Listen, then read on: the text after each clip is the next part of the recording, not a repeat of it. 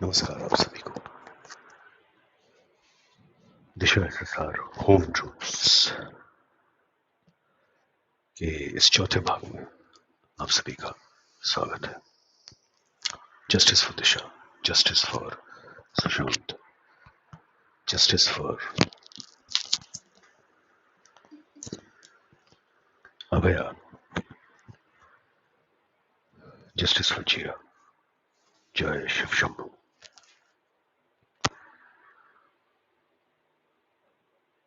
यदि आप लोगों ने तीसरा भाग इस श्रृंखला का नहीं देखा है तो अवश्य देखें।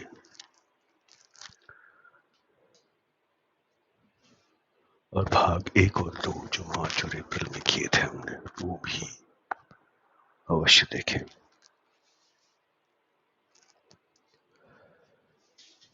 इस भाग में हम वहीं से प्रारंभ करेंगे जहां हमने आपको पिछली बार छोड़ा था। पहले भाग में, दूसरे भाग में और तीसरे भाग में मैंने ये आप सबसे बताया था कि हो सकता है ये श्रृंखला थोड़ी राजनीतिक लगे आपको। थोड़ी नहीं,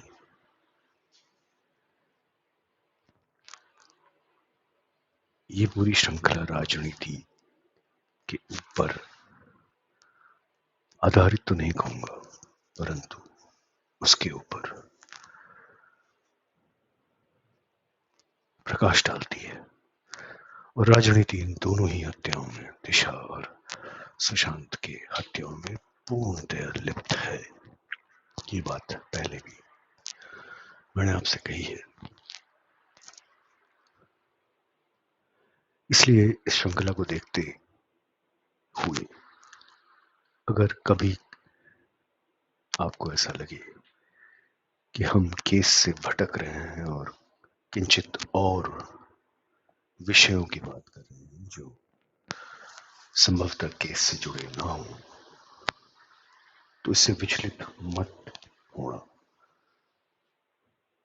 क्योंकि हम जिन पात्रों की और जिस प्रशासन प्रणाली की बात कर रहे हैं,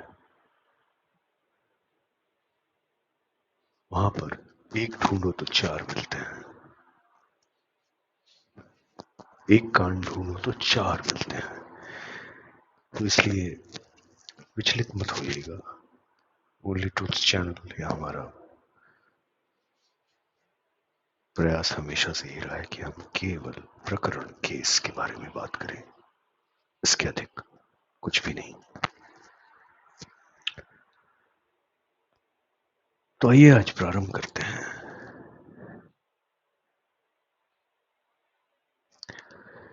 एक पात्र से जिनके विषय में आप जानते होंगे, निरुपम जी। तो ये जो जून 7, 2020 की बैठक है जिसके विषय में हमने बात की थी पिछले भाग में, इस पर ये भी बहुत कुछ बोले। इन्होंने भी बड़े पेंगुइन वाली शिवसेना के ऊपर कटाक्ष किए कि उन्होंने मसीहा जी की निंदा क्यों की सामना में। 7 जून 2020 की दोपहर को। और उन्होंने एक रिपब्लिक को बाकायदा एक साक्षात्कार यानी कि इंटरव्यू भी दिया, जो कि अब हट गया है।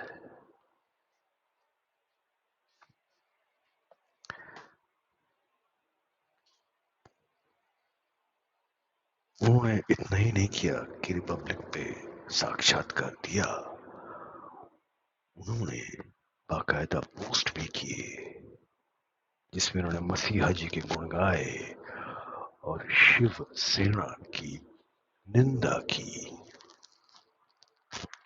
ये भी कहा कि उस समय की सरकार असफल रही है रोजगार परिश्रम करने वालों की सहायता करने वालों में असफल रही है। और इस पे जो प्रतिक्रिया लोगों की मिली वो साधारण सी बात है कि लोग यही सोचेंगे कि निरुपम जी कांग्रेस में होते हुए अपने ही गठबंधन के लोगों की निंदा कर रहे हैं मसीहा जी के लिए।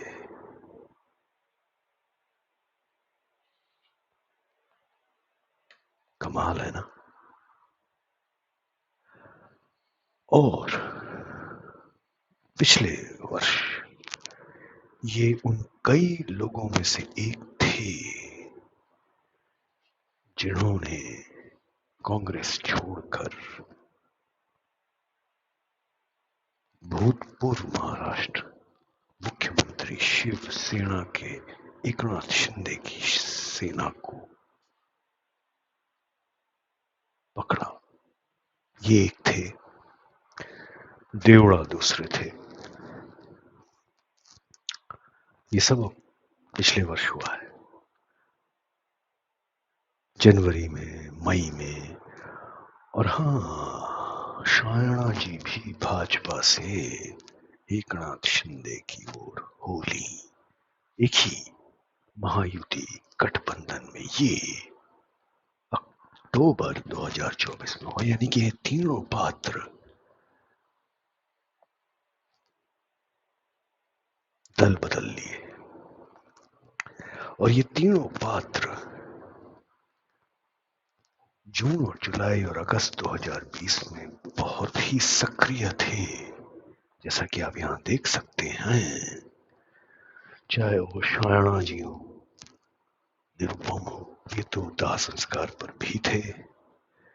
इन्होंने तो सांप यानी कि संदीप सिंह के ऊपर बहुत सफाई भी दी थी कि वो कहाँ थे, क्या कर रहे थे 14 जून को, कैसे उनको खबर लगी इत्यादि। लेकिन उससे भी पूर्व ये भी सर दक्षिण मुंबई के देवड़ा जी भी 15 जून से ही सक्रिय थे उस व्यक्ति के ऊपर बात करने में जिनसे इनका दूर दूर तक कोई न चित्र है न संबंध, परंतु ये मानसिक स्वास्थ्य का ज्ञान देने आए थे। और 3-4 दिन तक यह हर चैनल पे दिखे थे, 15, 16, 17 जून। मानो ऐसा लगता है कि इनको संदेश देकर हर जगह जाना था। शायणा भी दक्षिण मुंबई से, ये भी दक्षिण मुंबई से। और यहाँ पे एक गाथा है जिस पे हम इसी श्रृंखला में आएंगे, जो इन हत्याओं से संबंध रखता है।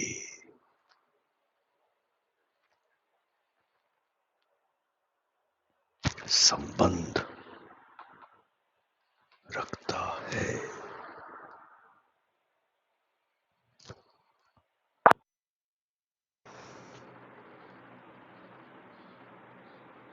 अब जब हम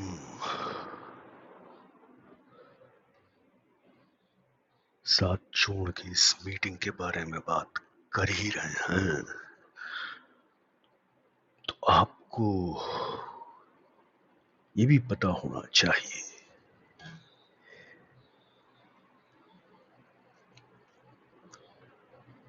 कि मसीहा जी के संबंध और मित्रता कुछ और लोगों से भी हैं।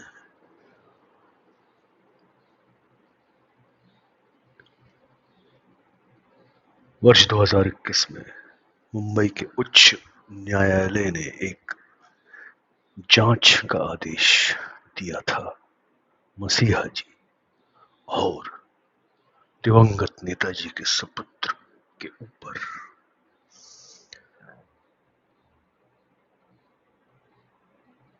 उनकी क्या भूमिका रही अवैध वितरण में, किसकी? रेमडेसिविर, वो औषधि जो भारत में सर्वाधिक जिसकी मांग थी कोविड के समय 2020 एवं 2021 दोनों, पहले दोनों फेजेस में। तो इसलिए हमें इस बात को देखकर चौंकना नहीं चाहिए कि मसीहा जी हर वर्ष दिवंगत नेताजी के इफ्तार में प्रस्तुत रहते थे। हर वर्ष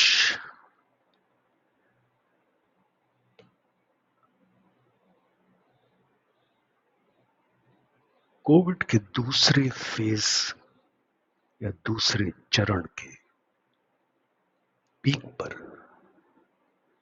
मई 2020 में मुंबई उच्च न्यायालय ने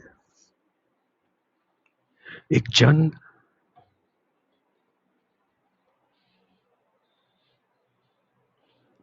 जनहित याचिका का संज्ञान लेते हुए ये बताया कि वो नागरिकों की सुरक्षा के लिए बहुत चिंतित हैं और इससे किसी भी प्रकार की लोकप्रियता, पीआर या किसी भी तरीके का और लाभ नहीं उठाया जाना चाहिए। This is a sorry state of affairs.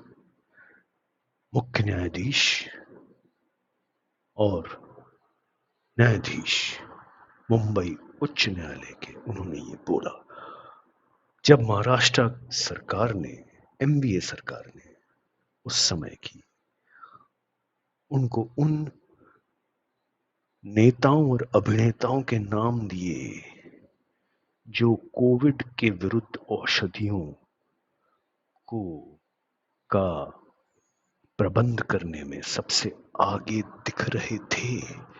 किसके लिए? जनता के कल्याण के लिए। इस पीआईएल यानी जनहित याचिका की सुनवाई में केंद्र सरकार को भी आना पड़ा।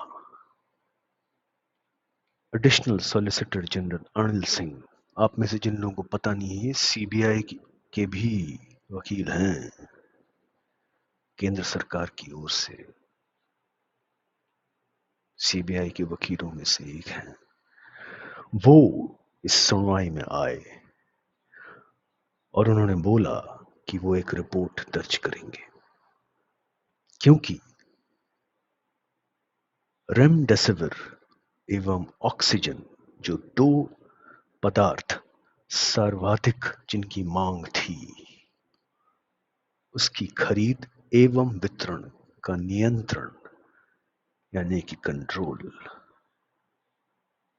केंद्र सरकार के हाथ में था, एलोकेशन उनके हाथ में था।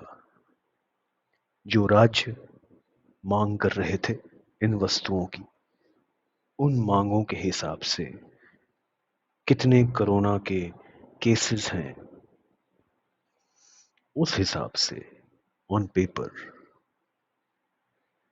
केंद्र सरकार इन वस्तुओं को उन राज्यों में दे रही थी। लेकिन न्यायालय ने ये पूछा सिंह साहब से कि कौन ये गारंटी ले रहा है कि ये जो दवाइयां हैं जो नेता अभिनेता जन कल्याण के लिए बांट रहे हैं और हीरो दिख रहे हैं, क्या वो रेमडेसिविर है कि कुछ और है? इस बात की गारंटी कौन लेता है? क्योंकि ये किसी अस्पताल से या औषधि की दुकान से नहीं दिए जा रहे थे, ये लोग जो नेता अभिनेता थे बीच में ये दे रहे थे। केंद्र ने एलोकेशन किया, राज्यों के पास सप्लाईज पहुंचे, तो इन लोगों के हाथ में कहां से आ गए? ये ये मुंबई उच्च न्यायालय की परेशानी थी मई 2021 के महीने में। इस सुनवाई के बाद केंद्र एवं महाराष्ट्र की राज्य सरकार दोनों को 1 सप्ताह का टाइम दिया गया इसके ऊपर शोध कर रिपोर्ट न्यायालय के सामने रखने के लिए। पर जैसे कि होता आया है, ऐसे बहुत सारे प्रकरण न्यायालय के सामने आते हैं, सुनवाई होती है, पर जहां पर भी नेता अभिनेता आ जाते हैं वहां पर ये बात सुनवाई तक रह जाती है। इसके आगे इस प्रकरण में क्या हुआ? कुछ हुआ नहीं। अगर कुछ हुआ होता तो जिन लोगों के नाम आए थे उनके ऊपर कोई कार्यवाही की गई होती, लेकिन कुछ भी नहीं हुआ।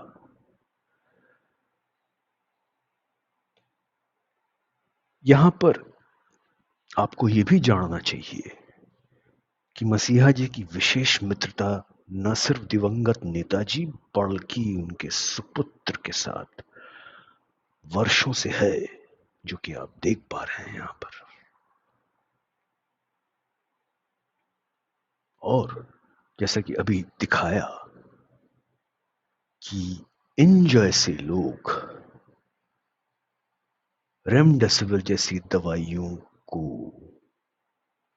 लोगों को दे रहे थे जन कल्याण बता के या अर्जेंट सहायता बता के, और पूरे मीडिया में और सोशल मीडिया में उसको पोस्ट कर रहे थे कि मैंने ये किया, मैंने वो किया, इसने मुझसे सहायता मांगी, मैंने तुरंत दी। projected themselves as some kind of messiahs। इनका तो नाम ही है मसीहा जी। ये हम नहीं बोल रहे हैं, मुंबई उच्च न्यायालय का वक्तव्य है ये। जून 2021। तो बार बार न्यायालय बोल रहा है कि इनके ऊपर जांच की जाए। 2025 अगस्त आ चुका है, क्या जांच हुई है तो न्यायालय ही जानता है, हमें तो कुछ नहीं दिखा। इसके अतिरिक्त इस खोज के अंतर्गत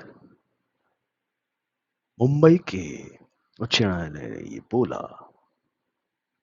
उनके सामने कागज रखे गए कि मसीहा ने किसी ट्रस्ट से ये दवाइयां ली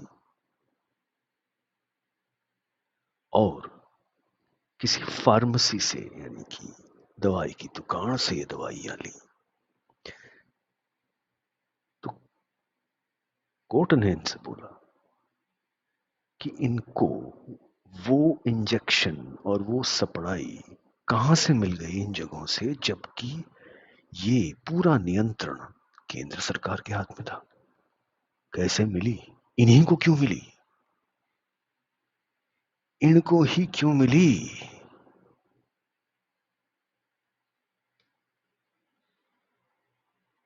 दोनों पक्षों के वकील, केंद्र के वकील अनिल सिंह, इनके वकील ये इन्होंने कहा कि सिद्दीकी जी ने लोगों को बोला था मेरे ट्रस्ट से ले लो, और मसीहा ने किसी दुकान से खरीद लिए थे। रेमडेसिविर उस वक्त ऐसे दुकान में थोक के भाव में नहीं मिल रही थी। भारत के किसी नगर में, किसी ग्राम में कहीं नहीं मिल रही थी।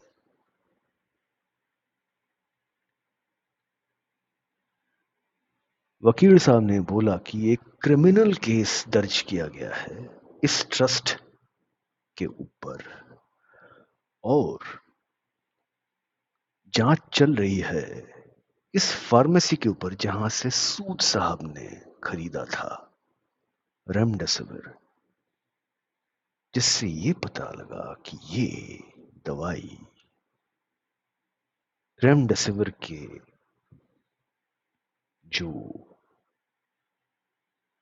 फार्मा कंपनी जो बनाती थी उनके गोडाउन से मिले। बहुत प्रश्न उठते हैं जैसे कि उठने चाहिए, परंतु जैसे मैंने बोला अब हम लोग 2025 में आ गए हैं और आज तक इन दोनों ही पे किसी भी प्रकार की कोई भी क्रिमिनल कार्यवाही, आपराधिक कार्यवाही नहीं हुई है। उस अंतराल में रेमडेसिविर और ऑक्सीजन यानी कि कॉन्सेंट्रेटर्स और सिलेंडर, इसकी सबसे अधिक मांग थी। केवल मुंबई या महाराष्ट्र में नहीं, पूरे भारत में सबसे अधिक मांग थी। यहां पर आप देख पा रहे हैं और ये चित्र इस दल के लोगों ने स्वयं लगाए हैं, हम पैदा करके नहीं दिखा रहे हैं। क्या इन्होंने ये कॉन्सेंट्रेटर जो ये मुफ्त में बांट रहे थे और फोटो खिंचवा रहे थे पार्टी फंड से लिए?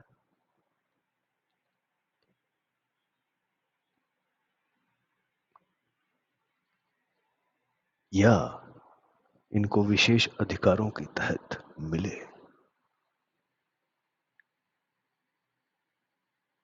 इतना ही नहीं, इन्होंने ये भी बताया, इन्होंने स्वयं ने बताया है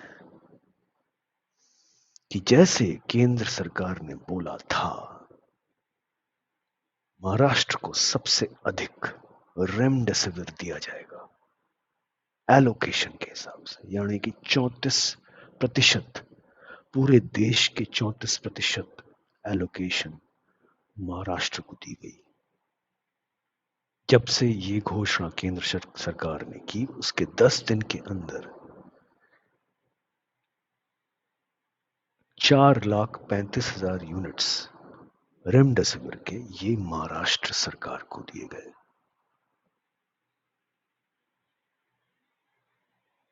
ठीक है, और एक कमेंट में आप स्वयं ही देख सकते हैं कि लोग क्या बोल रहे थे।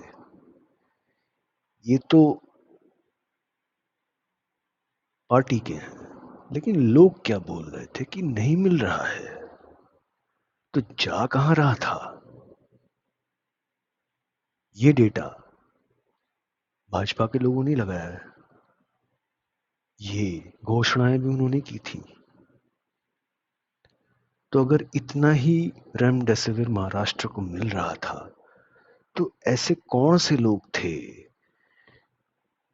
और ऐसी कौन सी आवश्यकता पड़ गई सूद जी को एक और सिद्दीकी साहब को कि उन्होंने इतनी तगड़ी जुगाड़ से रेमडेसिविर का प्रबंध किया और लोगों को पहुंचा दिया।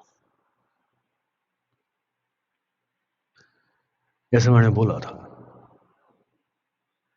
कि ये ऐसे पात्र हैं जिनके बारे में अगर आप एक तरफ देखेंगे तो आपको 5 बातें और दिखेंगी। इस भाग का जो उद्देश्य है वो रेमडेसिविर के बारे में बात करना नहीं था। ये उदाहरण है आपके सामने कि जो लोग मसीहा जी के मित्र और उनके आसपास हैं, जो उनके साथ काम करते रहे, वो किस प्रकार के काम करते आए हैं।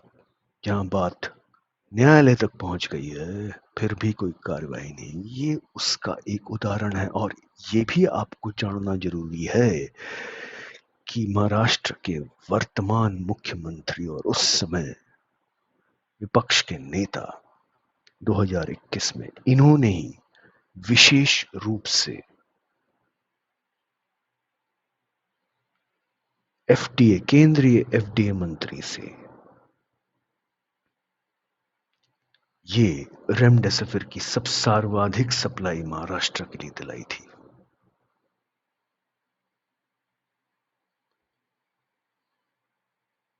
ठीक है,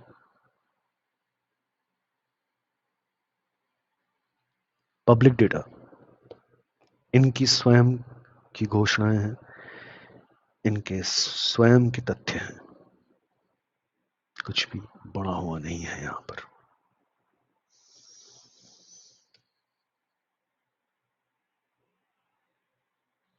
अब पीछे हमने आपको एक चित्र दिखाया था थोड़ी देर पहले, उस चित्र को थोड़ा पूरा करते हैं और पूरा करते हैं। ये जनवरी 2024 में कांग्रेस से शिंदे सेना में आ गए। ये मई 2024 में कांग्रेस से शिंदे सेना में आ गए। ये अक्टूबर 2024 में भाजपा से शिंदे सेना में आ गई।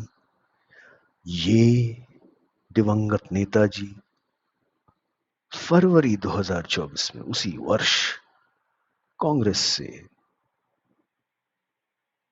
टूटी हुई एनसीपी के हिस्से में आ गए, जो अब सरकार में है महाराष्ट्र की।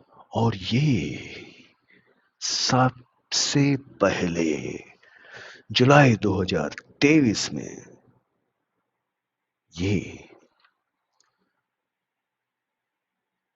छोटी और बड़े पेंगुइन की सेना से शिंदे सेना में आ गए। क्या बात है। इस चित्र को हमने एक साथ इसीलिए दिखाया था कि ये कुछ महत्वपूर्ण पात्रों को आप एक जगह देख पाए जो इधर से उधर आए। इसमें और भी लोग हैं, पर उनकी बात हम बाद में करेंगे इसी श्रृंखला में। अब इनके बारे में तो हमने थोड़ी बात की, और इनके बारे में क्या ही बात करें।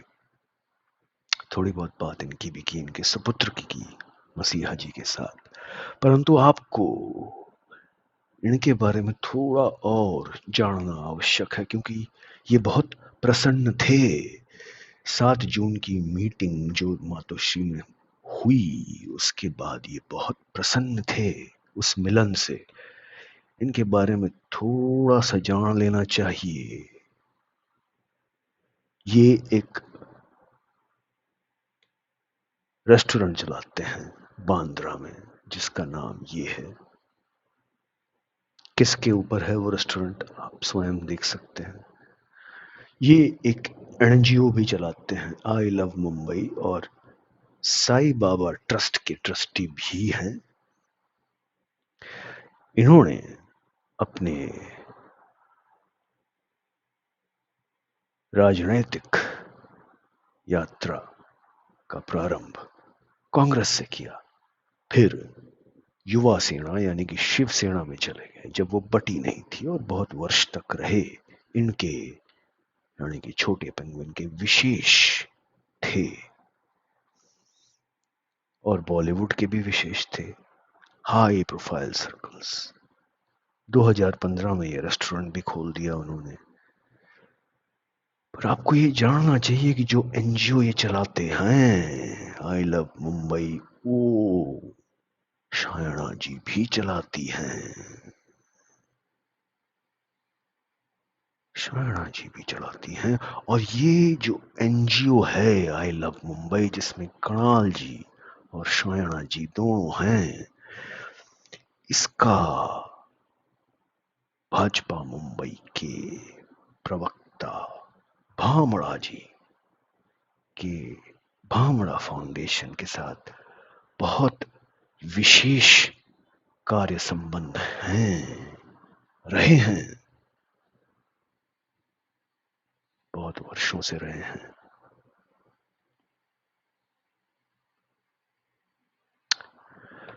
तो 6 जून 2020 को एक लेख छपता है सामड़ा में राउत द्वारा,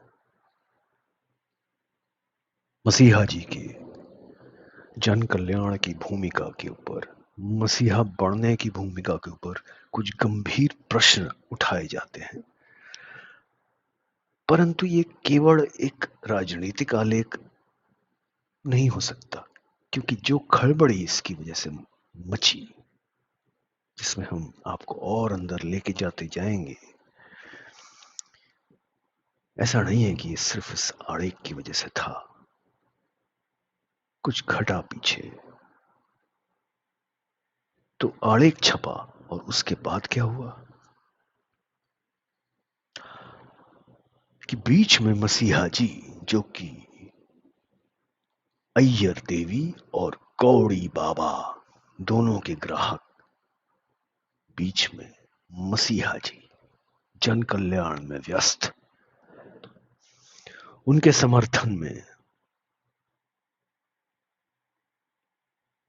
शेलर, कदम, मध्य प्रदेश वाले शुक्ला जी, शायणा जी, निरुपम जी, देवड़ा जी, कणल जी, अभिषेक मनु सिंघवी जी और सिद्दीकी जी, सब इस जन कल्याण के काम में खोड़ के इनका समर्थन किए, जिसकी झलक आप देख चुके हैं। और जो समर्थन नहीं कर रहे थे वो ये थे, उस लेख को लिखने वाले, उसके लेखक और उस पार्टी के प्रधानाचार्य, यानी कि बड़े पेंगुइन। सामना तो इन्हीं का है ना, इनके परिवार का, इनकी पार्टी का मुखपत्र है। अर्थात ये और ये इस मसीहा के जन कल्याण से प्रसन्न नहीं थे, घोर प्रश्न उठा रहे थे। और फिर क्या हुआ, एक बैठक हुई जिसमें बीच में ये आए पाड़क मंत्री, ये इनके साथ मिले और इनके साथ मिले, और बैठक के बाद इन्होंने टुगेदर स्ट्रॉन्गर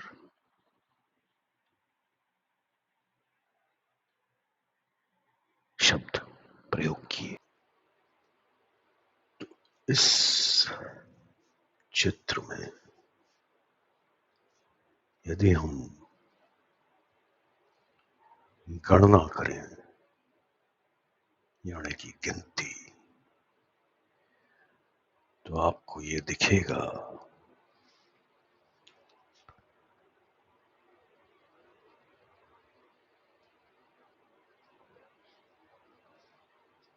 मसीहा जी के समर्थन में भाजपा, भाजपा, भाजपा, भाजपा और शिंदे सेना, कांग्रेस, और फिर शिंदे सेना, कांग्रेस, और फिर शिंदे सेना, ठाकरे सेना, और फिर शिंदे सेना, कांग्रेस, कांग्रेस।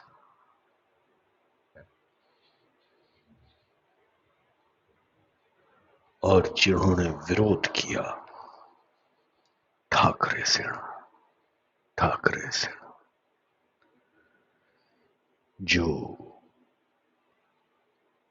मिलन कराने आए, कांग्रेस, और जो मिलन के बाद प्रसन्न हुए, वो ठाकरे सेना।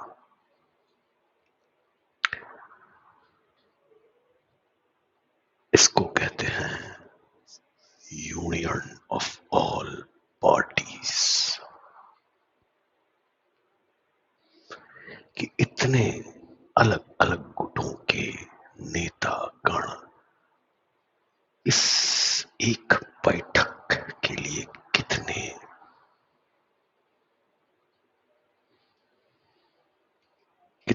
तत्पर थे,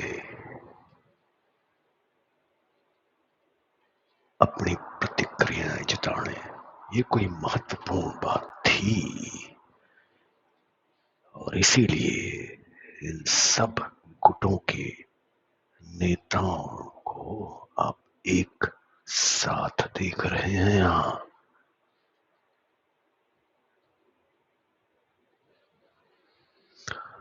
और ये विडंबना नहीं है कि ये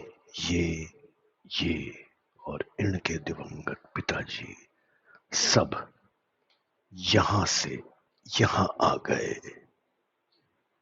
ये विडंबना नहीं है।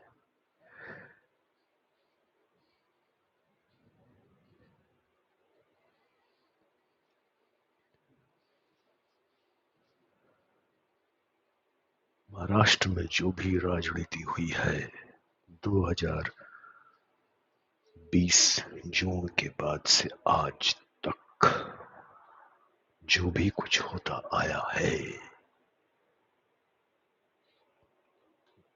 वो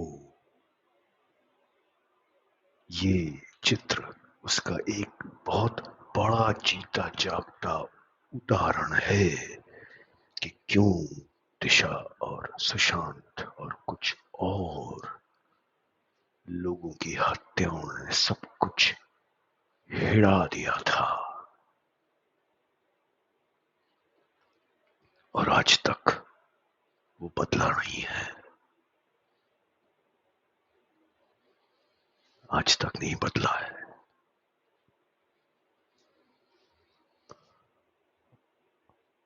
जिसका मतलब ये जो बैठक थी ये केवल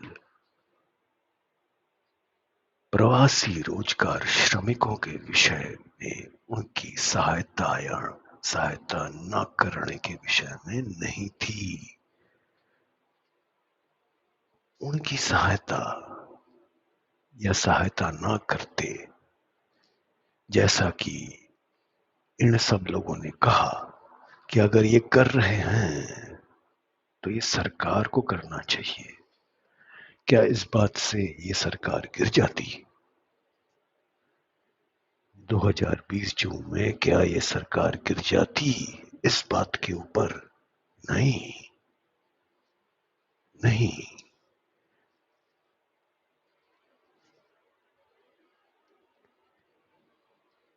इसका मतलब ये सरकार गिराने के लिए नहीं थी ये बैठक या इसके पीछे का उद्देश्य।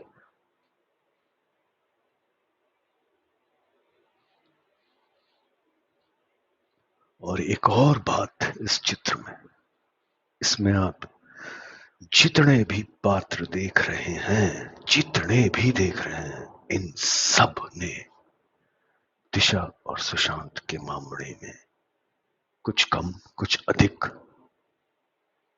बहुत भाषणबाजी की है। उदाहरण के लिए अगर ले लें तो मुंबई महानगरी में कांग्रेस के कुछ 60, 70, 80 नेता, कार्यकर्ता, युवा सेना, आमदार, खासदार, विधायक इत्यादि होंगे, लेकिन वो सारे लोग टीवी पे आके बयानबाजी नहीं कर रहे थे ना। नहीं, वो सारे लोग आके ये नहीं बोल रहे थे कि सांप यानी संदीप सिंह मेरे साथ था, खाना खा रहा था, हमने टीवी पे देखा। वो सारे लोग आके ये नहीं बोल रहे थे मानसिक स्वास्थ्य बहुत बुरी बीमारी है। वो सारे लोग आके ये नहीं बोल रहे थे कि सुजन वॉकर चोर है। समझ रहे हैं आप लोग? वो सारे लोग आके ये नहीं बोल रहे थे कि सुशांत का परिवार ऐसा है वैसा है। नहीं, जो भी आए हैं और जिन्होंने भी बोला है, जिसमें से ये सारे पात्र हैं जो इस चित्र में दिख रहे हैं, इसलिए आए हैं क्योंकि उनका जुड़ाव इस उद्देश्य के साथ है जो इस बैठक के पीछे थी। रोजगार परिश्रमिकों की नहीं थी ये बात कुछ और थी जिस पे हम बात करेंगे इसी श्रृंखला में।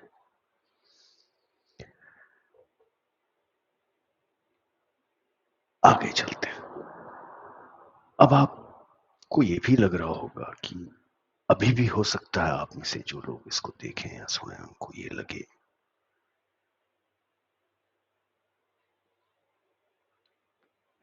कि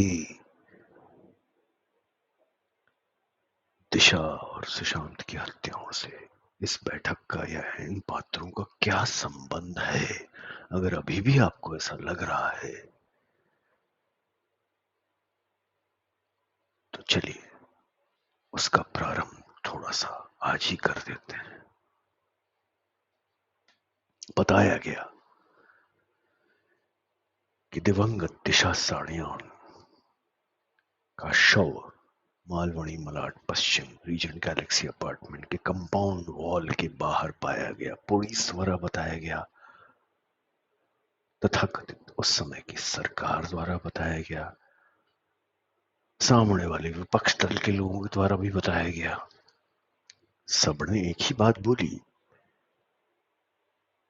कि शव वहां पर मिला।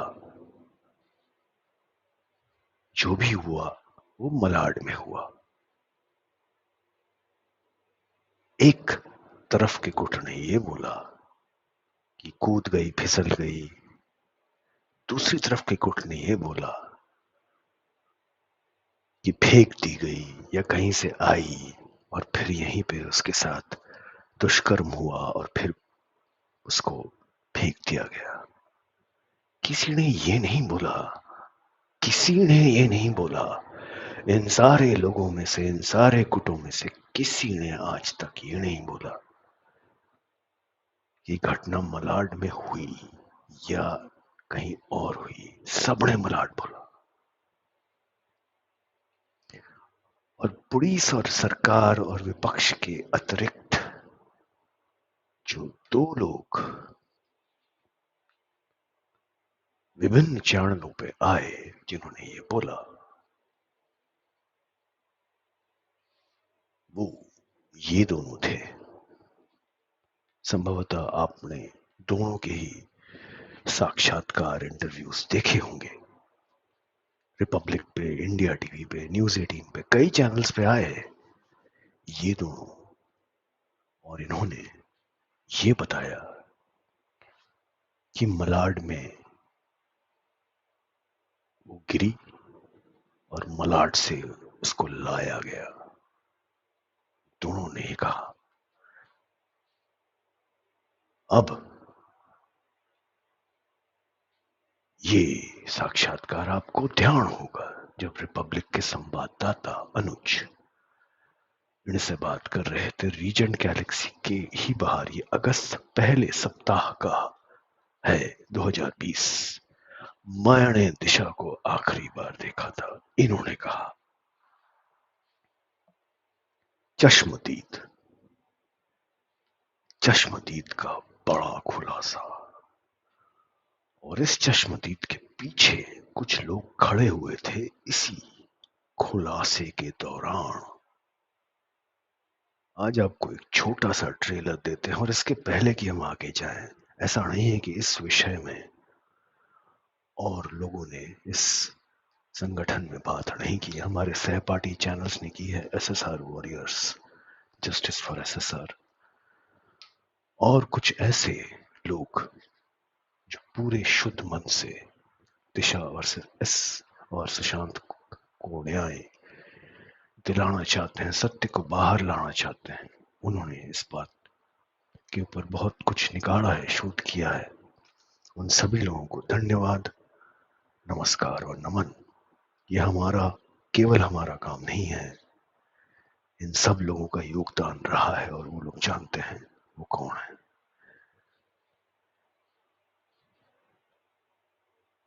तो इस चश्मदीद के कहने पे जब वो बात कर रहे थे तो पीछे कुछ लोग खड़े थे जो इनके मित्र हैं और वो वहीं खड़े थे इस साक्षात्कार के दौरान। उनमें से एक ये थे और इनसे आप यहां मिल सकते हैं। ध्यान से देखिए, मेल मिलावट, चेहरा, बाल, सब ध्यान से देखिए। और जैसे चांस बताते हैं ना, ध्यान से देखो इस आदमी को। आप लोग भी ध्यान से देखिए।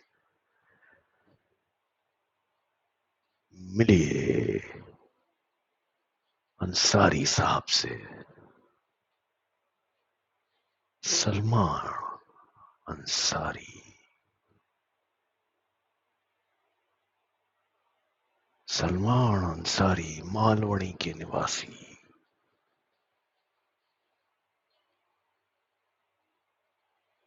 मालवणी, मलाड पश्चिम। सलमान अंसारी के चित्र भी देख लीजिए।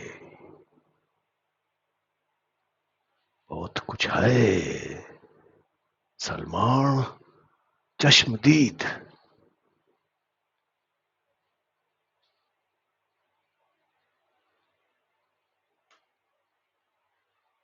कई रात से उठेगा पर्दा। और ये जो पीली टी शर्ट में पीछे आपको दिख रहे हैं, उनकी बात भी हम करेंगे, बट पहले चश्मदीद से मिल लें। चश्मदीद, नावेद मुजावर।